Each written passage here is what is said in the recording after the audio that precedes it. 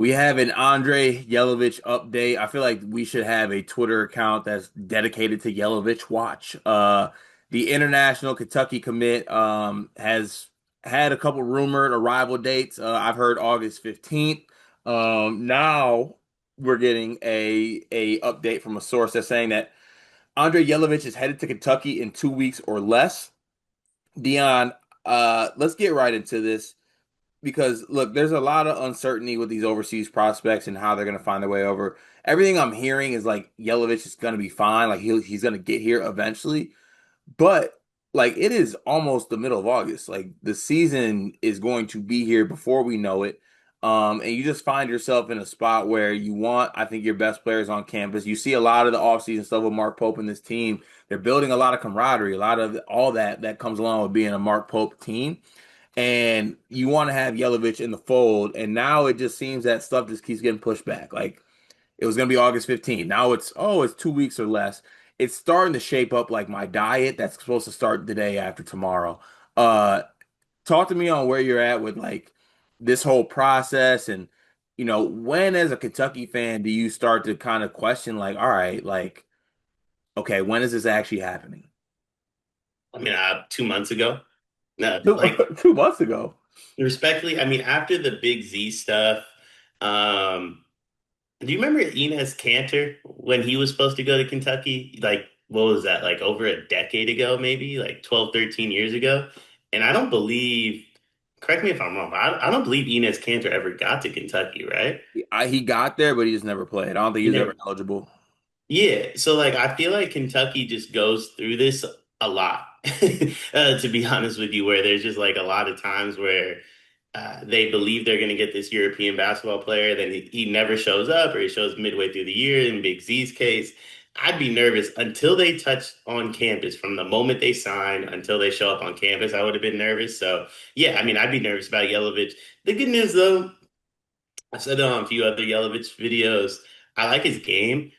I do not believe that he's going to play a ton this year, if at all. So, I mean, if you want to look at it from that perspective, maybe you don't need to be nervous. But if I'm a Kentucky fan, I'm always nervous about if our European basketball players can ever see campus.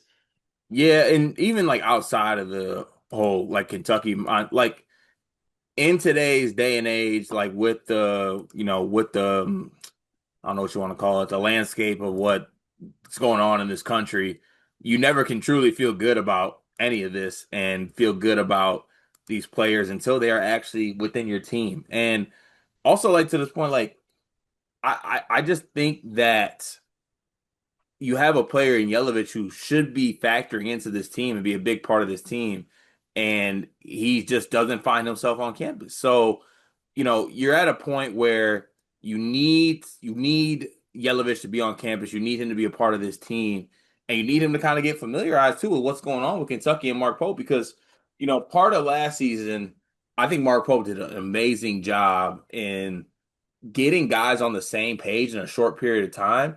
And one of the reasons why I was higher on this year's Kentucky team is because I think he's had all these guys all summer, basically, right? Like he's had these guys all in the fold outside of Yelovich. So, I mean, I think he brings a certain thing to this team that they need, especially at the four. Like, I think there's some front court questions at the four spot, and I think that they have some options, but Yelovich should be one of those options.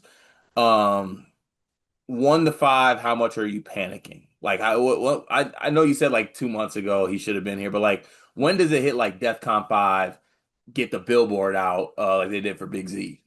To be fair, I think never, just because of what I mentioned earlier. Like when I look at Kentucky's depth chart, like I don't know that I see that he plays a ton, right? Because you have Mo Diabate, you got JQ, you got Brandon Garrison, as well as Malachi Moreno. And those are just the four fives. Like if you go down from the 2, 3, Aberdeen, Otega, Trent Noah, um, Jasper Johnson. Like the list goes on and on. I don't know where he fits in on this roster this year. So I wouldn't go over a three, but I think we're already at peak concern. A peak? Yeah, so like my peak concern for him would be a three, just because I don't know that they necessarily need Yelovich. Like he isn't like Petrovic for Illinois, right? Mhm. If they never get him, I don't know what they do this season. that's like DEFCON 5 of like let's figure out how to get him on campus. No Yelovich, I don't think Kentucky's season has changed at all if he never touches campus. See, Dion, I don't want to rile with the masses here. I don't want to, I feel like you're inciting a riot right now. By telling Kentucky fans it'll be okay regardless. Yeah, See, I because will say because I don't think like will it be okay? Yeah, they'll find a way, but I think this team needs Yelovich. to do what? Shoot the basketball But like when is he going to be on the court to do that? in 2 weeks or less, according to sources.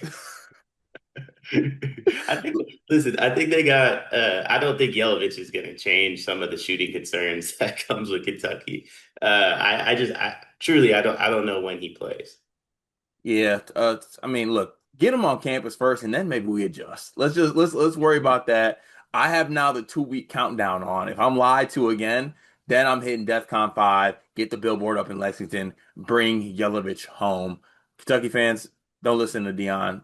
Yelovich is on the way. Y'all be okay.